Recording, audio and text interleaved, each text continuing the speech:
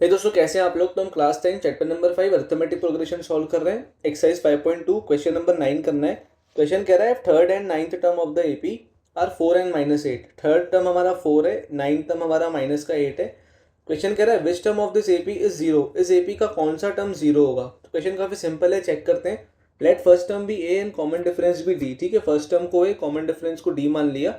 As per question कह रहा था थर्ड टर्म इज 4, तो a3 इक्वल्स टू 4। फॉर्मूला होता है a plus n minus one d. N मेरा 3 है, तो a प्लस 3 - 1 से मुझे मिलेगा 2d। a प्लस 2d मतलब मेरा थर्ड टर्म मुझे 4 के इक्वल दिया हुआ है। इक्वेशन नंबर 1 हो गई मेरी। फिर क्वेश्चन कह रहा है ninth term is -8। Ninth term is -8। a plus 9 - 1 मतलब 8, तो a plus 8d equals to -8। दो इक्वेशंस आ गई मेरे पास, a plus 2d equals to 4 और a plus 8d equals to -8। ये दोनों इक्वेशंस हैं। अब इस स्टेप में करेंगे हम इनको एलिमिनेट। तो देखो, वेरिएबल जिसके कोफिशिएंट सेम होते हैं पहले हमने वो ले लिए। तो यहाँ पे a के कोफिशिएंट्स 1 और 1 है और इसके दोनों साइन प्लस प्लस के हैं। तो जब भी साइन सेम होते हैं तो हम सब्ट्रैक्ट करते हैं। तो इन दोनों इक्वेशंस को सब्ट्रैक्ट कर रहा हूँ। सेकेंड इक्वेशन के साइन चेंज करने पड़ेंगे। ये प्लस का बनेगा माइनस का, प्लस का बनेगा माइनस का और ये माइनस का बनेगा प्लस। सब्ट्रैक्ट करते हैं तो सेकेंड इक्वेशन के साइन चेंज करने पड़ते हैं। अब देखो, a माइनस ए से मुझे मिलेगा 0। फिर प्लस का 2d माइनस का 8d से मुझे मिलेगा माइनस का 6d। 8 - 2 = 6, माइनस का साइन लगाना पड़ेगा।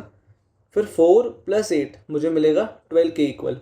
-6d इक्वल्स टू 12 आ गया। d आ जाएगा 12/-6 विच इज इक्वल्स टू -2। 6 2 12, माइनस का साइन ऊपर लगा दिया। अब d की वैल्यू फर्स्ट इक्वेशन में पुट कर रहा हूँ। फर्स्ट इक्वेशन थी a + 2d equals to 4। d की जगह पर -2 पुट किया तो a + 2 × -2 इक्वल्स टू 4। 2 2 = 4 होता है ना, plus minus minus. a - 4 equals to 4 हो गया। ये माइनस का 4 वहाँ ले जा रहा हूँ। a आ जाएगा 4 + 4 विच इज इक्वल्स टू 8। अब मेरा फर्स्ट टर्म आ गया 8 और मेरा कॉमन डिफरेंस था -2। क्वेश्चन मुझे कह रहा था कौन सा टर्म जीरो है। तो देखो, लेट कर लेते हैं nth टर्म ऑफ एपी भी जीरो। लेट कर लेते हैं कि कोई nth टर्म होगा जो कि इस पर्टिकुलर एपी का जीरो होगा। ठीक है, तो A N equals to zero ले रहा हूँ। ए एन का फॉर्मूला होता है a plus n-1 d equals to 0।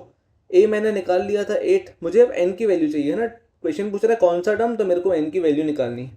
a की वैल्यू मैंने निकाली थी 8, d मैंने निकाला था -2। फॉर्मूले में पुट कर रहा हूँ।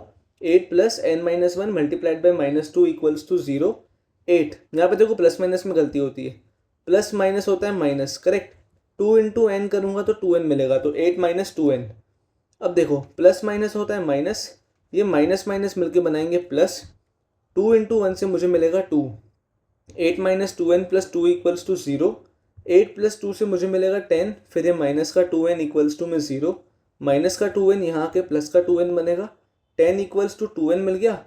n क्या आ जाएगा, 10 को डिवाइड कर रहा हूँ 2 से यहाँ पे लाके। n आ जाएगा 10/2 which is equals to 5। Therefore fifth term of the given AP is 0।